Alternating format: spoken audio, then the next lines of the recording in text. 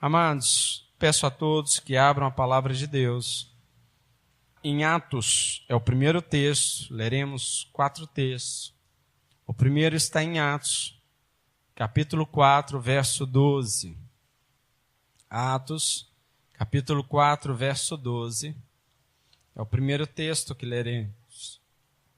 Enquanto abrimos, é bom nós lembrarmos que o Evangelho de Jesus Cristo, segundo Lucas, e o livro de Atos dos Apóstolos, ele é uma única obra, é um único livro, e que foi escrito por Lucas, que se converteu ao Senhor, muito provavelmente pela pregação de Paulo, foi discípulo de Paulo, e um grande cooperador na obra de Cristo. Essa informação nos traz um contexto importante a respeito do que vamos meditar na palavra de hoje. Então, Atos capítulo 4, verso 12, nos diz o seguinte: e não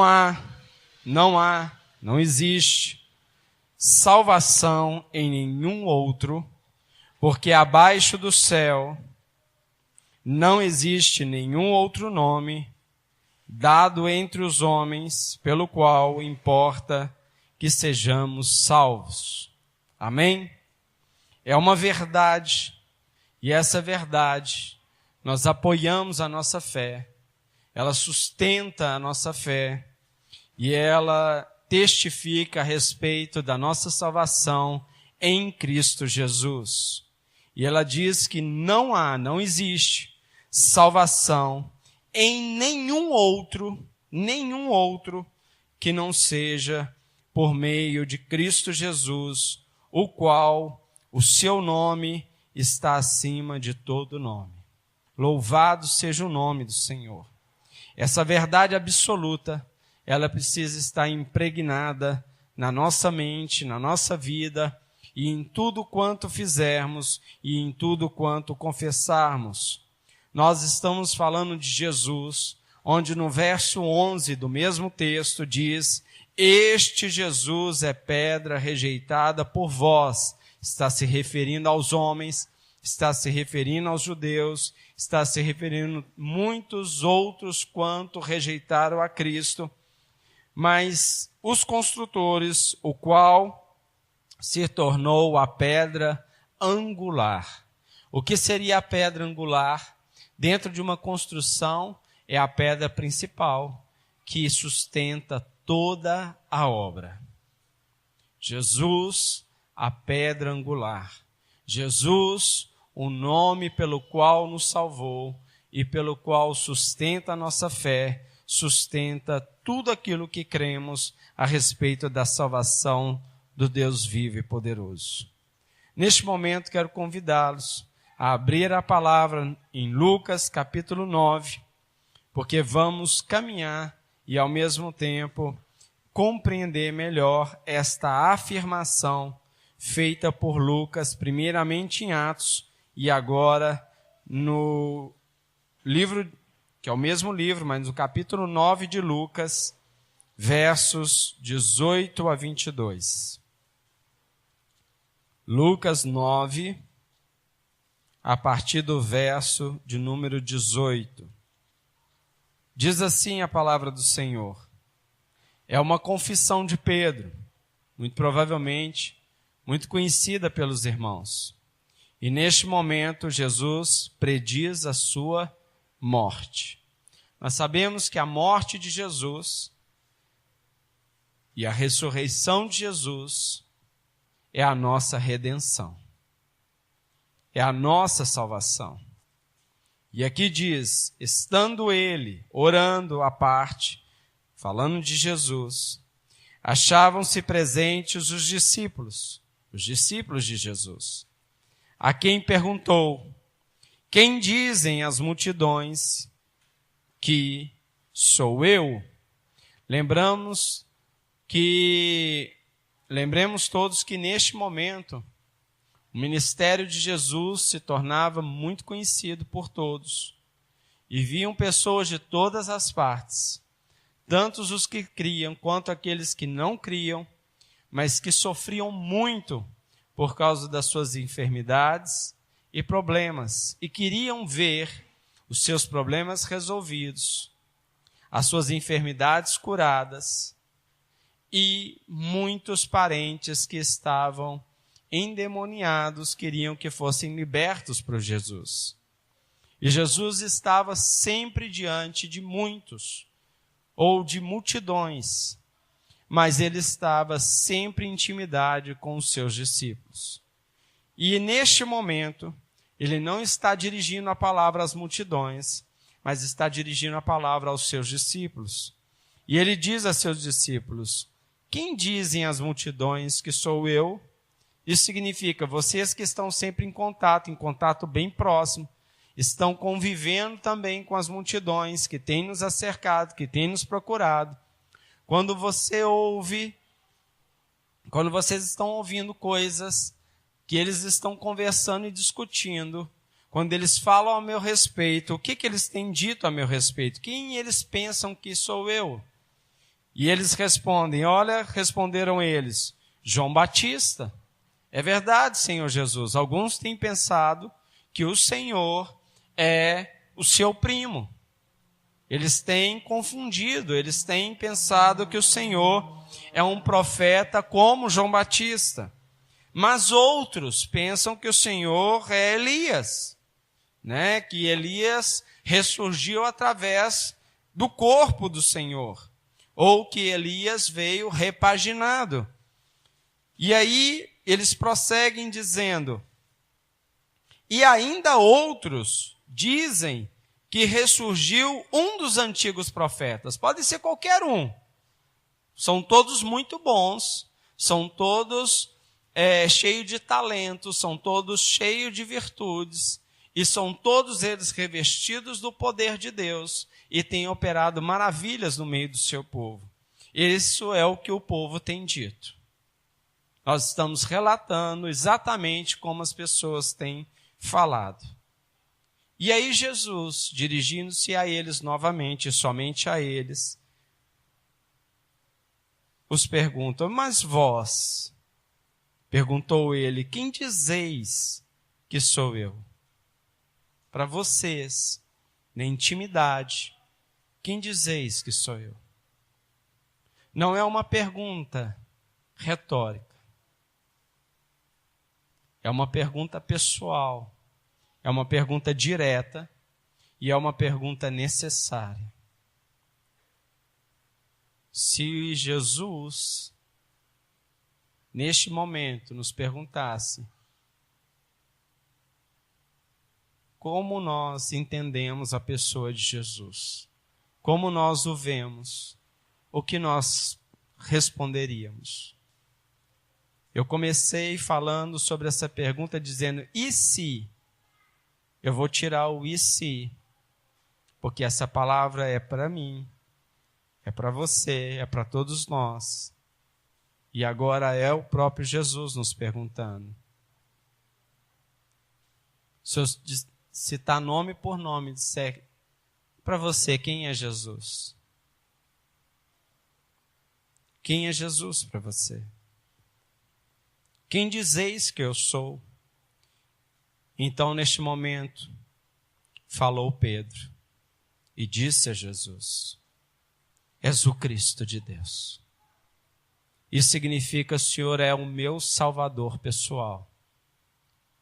O Senhor é particularmente tudo para mim.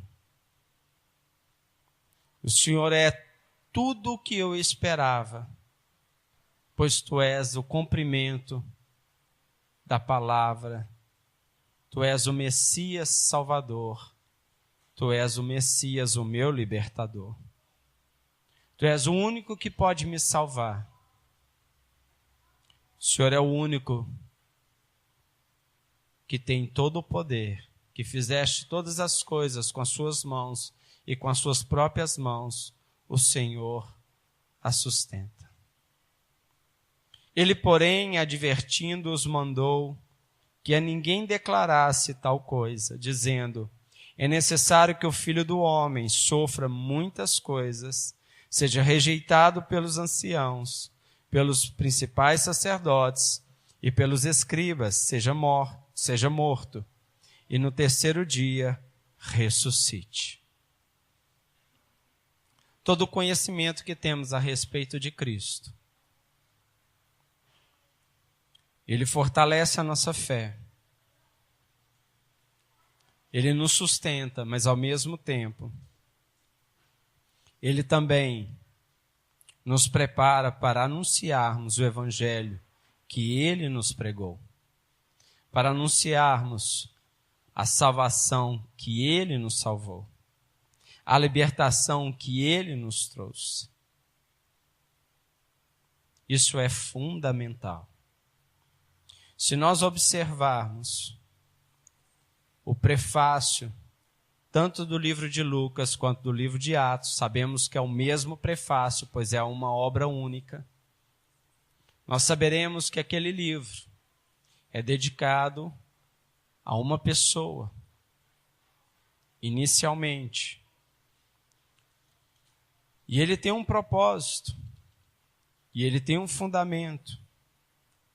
Não precisa abrir a sua palavra nesse instante. No primeiro capítulo de Lucas ou de Atos, é o mesmo prefácio.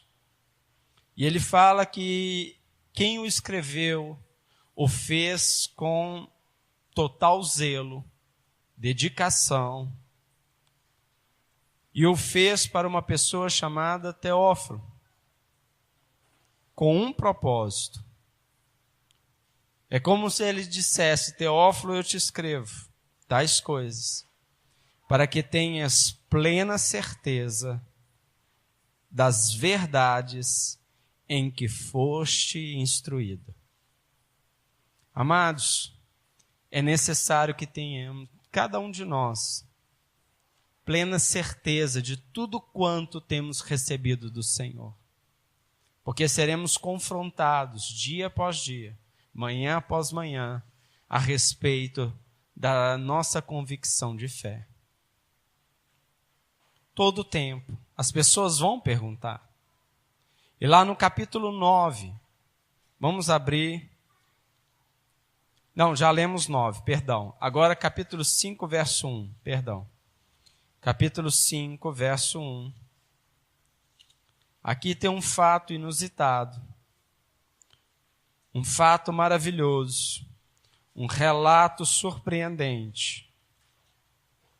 E esse relato se torna surpreendente, no meu modo de ver, porque aqui tem um convite maravilhoso e uma aceitação a este convite espetacular. Ele foi lido por 2 vezes já no estudo bíblico, e ele está sendo repetido, porque ele não sai da minha mente. E aqui fala a respeito de uma pesca maravilhosa. Talvez em outras traduções fala, a NVI fala diferente, não fala da pesca maravilhosa. Quem está com a NVI, por favor, me ajude a lembrar o subtítulo, por gentileza. Jesus convoca os discípulos. Amados, Jesus tem nos convocado. E dentro dessa convocação, ele tem nos convocado por uma pesca maravilhosa. A NVI fala da convocação.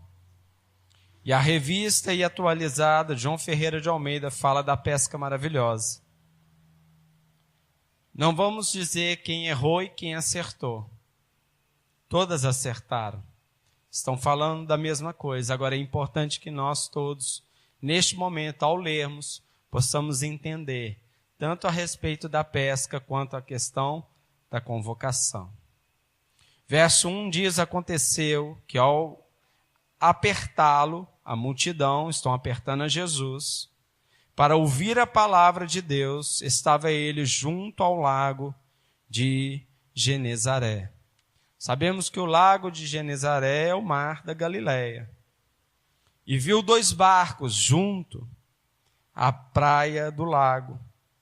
Mas os pescadores, havendo desembarcado, levavam lavavam as redes, perdão.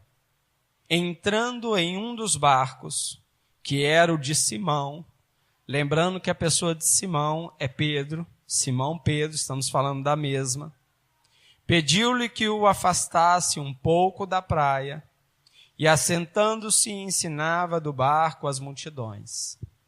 Amados, a questão é, Pedro, sabemos que era pescador, sabemos que Jesus estava hospedado na casa de Pedro, sabemos que Jesus havia sido rejeitado pelos seus, depois de ter se revelado no templo, no sábado, onde estava toda a cúpula judaica, escribas, fariseus, saduceus, os principais sacerdotes. E a Bíblia diz que ele tomou o livro para ler. Lhe deram o livro de Isaías. Ele foi diretamente a Isaías 53. E ao terminar a leitura, todos estavam maravilhados com a leitura. E todos se perguntavam, quem é este? Eles já sabiam a resposta, mas precisavam desesperadamente desta revelação, ou melhor, dessa confirmação. E Jesus, ao terminar de ler, disse, hoje, neste momento, se cumpriu esta palavra. Eu sou o que está escrito em Isaías 53. Eu vim salvar os perdidos. Eu vim tomar sobre mim todas as enfermidades, todas as dores. E o castigo que lhes traz a paz estará sobre mim. Eu sou o esperado de Deus. E aí, eles ainda mais maravilhados, todos, a Bíblia diz todos. Isso significa que não traz nenhuma exceção. E ainda maravilhados, Jesus confronta a fé naquelas palavras. Ele diz, mas vocês não creram, porque se cressem, o profeta não iria visitar apenas uma viúva. Se cressem, haveria entre vós milagres, sinais de maravilhas. Mas vocês não têm crido no unigênito de Deus. A pergunta é, nós temos cridos no Senhor? A resposta imediata é sim, nós cremos. E é esta a razão pela qual nós estamos aqui. Mas é bom nós pensarmos que esta também é a mesma razão pela qual eles estavam lá no templo na época. A questão é, nós temos experimentado milagres, sinais e prodígios no meio de nós. A Bíblia diz que todos ficaram possuídos de ira, querendo matar Jesus. Não só o expulsaram do templo, expulsaram do bairro e o expulsou da cidade. E depois de ter chegado em outra cidade, saindo da fronteira da cidade, queriam jogá-lo abismo abaixo. Mas não era a hora de Jesus. E quem pode matar Jesus? Quem pode matar Deus? Ninguém matará o Senhor. E de repente alguém diga, e a obra da cruz? O Senhor se entregou por nós. O Senhor se fez sacrifício por nós. Ninguém pode matar o Deus vivo. E aqui o texto segue. Nós estamos entendendo o contexto. E viu 2 barcos junto à praia do lago, mas os pecadores, havendo desembarcado, lavavam as redes. Entrando em um dos barcos, que era o de Simão, pediu-lhe que o afastasse um pouco da praia, e assentou-se e ensinava do barco as multidões. Quando acabou de falar, quer dizer, depois que já havia pregado às multidões, já havia cessado o que deveria fazer com as multidões, disse a Simão. Isso significa que Pedro permanecia ao seu lado. O discípulo de Cristo quer sempre estar junto ao Senhor. Ele não se contenta com a palavra de Deus. Ele se contenta com a presença de Deus. Muitos vão a templos, a reuniões, a encontros, à espera de uma palavra. Glória a Deus. Mas não se contente, por mais maravilhosa que seja a palavra, se o Deus da palavra não falar ao seu coração. Se você não tiver um encontro maravilhoso com Deus da palavra. E diz mais, faze-te ao largo, e significa, e lançai as vossas redes para pescar. Pedro, por favor, me coloque o barco num lugar mais profundo, em águas mais profundas. Por favor. E lança a sua rede. E aqui a palavra diz, respondeu-lhe Simão, respondeu-lhe Pedro, mestre, ou melhor, rabi, meu Senhor, meu mestre, meu mentor, meu tudo. Havendo trabalhado toda a noite, nada apanhamos. Mestre, com todo respeito, eu entendo de pesca. Eu sou pescador, eu sou empresário do ramo. Eu tenho um barco. Eu nasci pescando. Eu pesco com muitos há muito tempo. Eu virei à noite nesse barco e nesse lago. Eu não pesquei um só peixe. Senhor, o mar não está para peixe. As coisas não estão boas. Essas são as palavras de Pedro. Esse é o sentimento de Pedro, esse é o entendimento de Pedro. Mas aí Pedro não para por aí. Pedro diz, Senhor, as circunstâncias são essas. Mas, contudo, porém, entretanto, todavia, sobre a tua palavra lançarei as redes. Sobre a tua palavra. Senhor, eu me apoio na tua palavra, eu confio na tua palavra, eu confio em ti. E por eu confiar em ti, eu farei exatamente como o Senhor me tem ordenado. Isto fazendo, apanharam grande quantidade de peixes. E rompiam-se-lhes as redes. Lembra que as redes estavam sendo lavadas? Agora elas estavam sendo estouradas por tamanha fartura. Então fizeram sinais lá do barco aos companheiros do outro barco para que fossem ajudá-los. E foram e encheram ambos os barcos, a ponto de quase irem a pique. Amados, o que Deus tem para nós, não é para nós ficarmos satisfeitos e nos alegrarmos aqui sozinhos. O que Deus tem nos dado é para dar a outros. É para que nós possamos chamar todos aqueles que estão daquele portão para fora, para que eles possam vir e saciarem com aquilo que Deus tem nos dado e com o próprio Deus.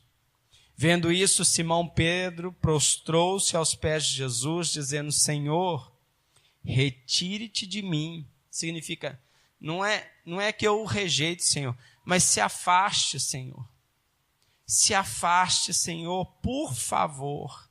Aí talvez, se eu separar a sua leitura aqui, você vai entender, mas não estou entendendo Pedro. O Pedro que almeja o Senhor é o mesmo que o rejeita? Não, de forma alguma. Ele diz, afastar, retira-te de mim, porque sou pecador. Eu reconheço o teu amor, eu reconheço a tua grandeza. Eu me reconheço e eu não sou merecedor do Senhor. Pois à vista da pesca que fizeram, a admiração se apoderou dele, de todos os seus companheiros. Quem não se alegraria se Deus derramasse tamanhos milagres, tamanhos bênçãos sobre nós? Quem não se alegraria? Mas não para por aí. As coisas não cessam nesse ponto e não poderiam cessar nesse ponto. Bem como Tiago e João, filhos de Zebedeu, que eram seus sócios. Disse Jesus a Simão. Jesus mais uma vez se dirige pessoalmente a Pedro e diz: não temas, Pedro. Pedro, não temas. E agora o Senhor dirige a cada um de nós, dizendo: não temas.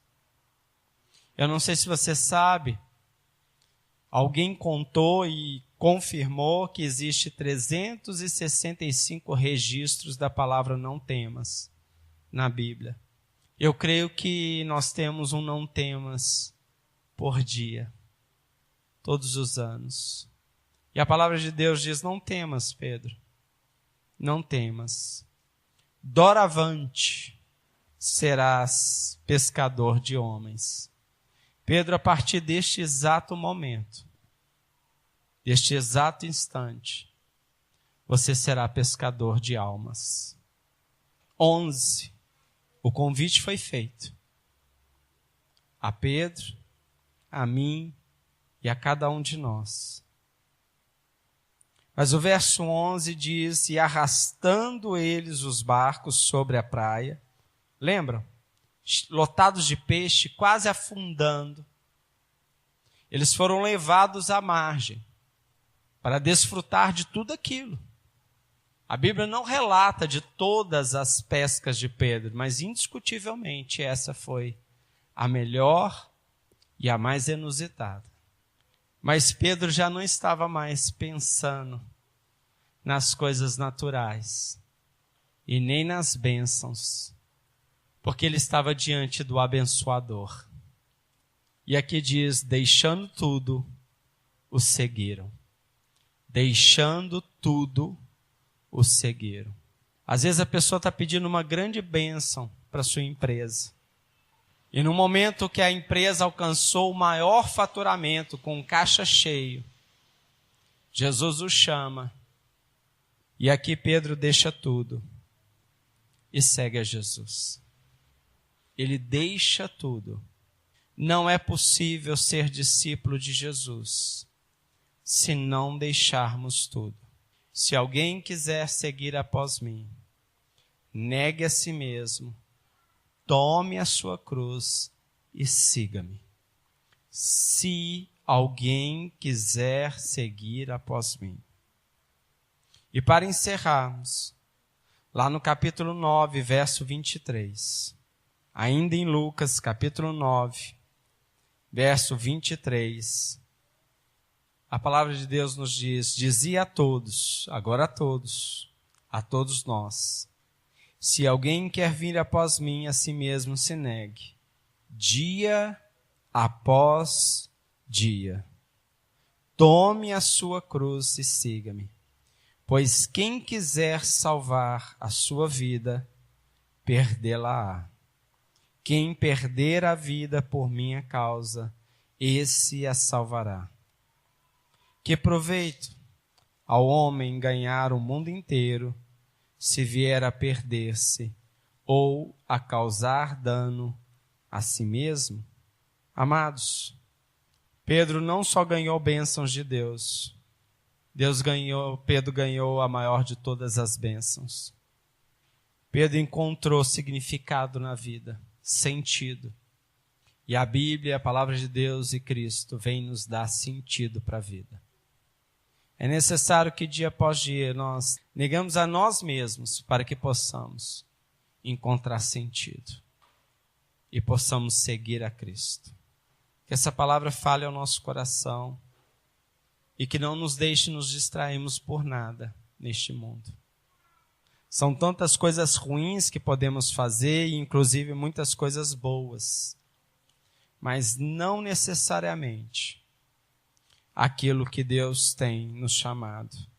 Pedro, Tiago e João, de repente, a partir daquele momento, podiam dizer: olha, Jesus, a partir deste exato momento, tudo que nós pescarmos, nós doaremos tudo aos pobres. Agora nós vamos trabalhar, Senhor, para somente alimentar os pobres. Seria uma coisa boa, mas não foi para isso que Jesus os chamou. Deus tem nos chamado. Eu sei que quando ouvimos na nossa infância a história da galinha dos ovos de ouro, e se alguém colocasse um ovo de ouro na nossa mão, nós ficaríamos maravilhados e impressionados. E muito provavelmente nos esqueceríamos da galinha. Outros mais gananciosos, assim como conta a história, para ganhar riquezas maiores do que o ovo, achou que ao abrir a galinha, teria muitos outros ovos. Às vezes, pela nossa infantilidade ou imaturidade espiritual, agimos assim. Ficamos tão maravilhados com as bênçãos, ficamos tão maravilhados com a descrição a respeito do céu e nos esquecemos daquele que nos salvou.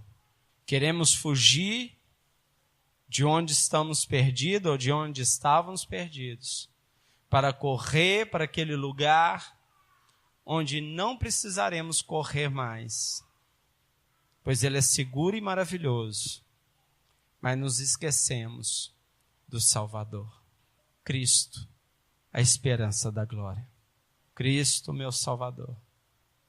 Assim como Marta e Maria e Lázaro um dia receberam Jesus na sua casa, apenas uma escolheu a melhor parte. Que possamos neste momento e todos os outros momentos escolhermos sempre a melhor parte, que é o Salvador. Em nome de Jesus.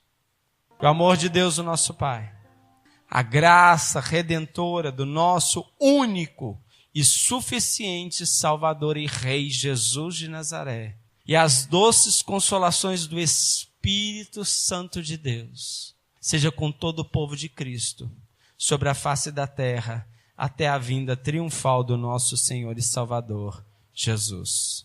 Deus abençoe a todos em nome de Jesus.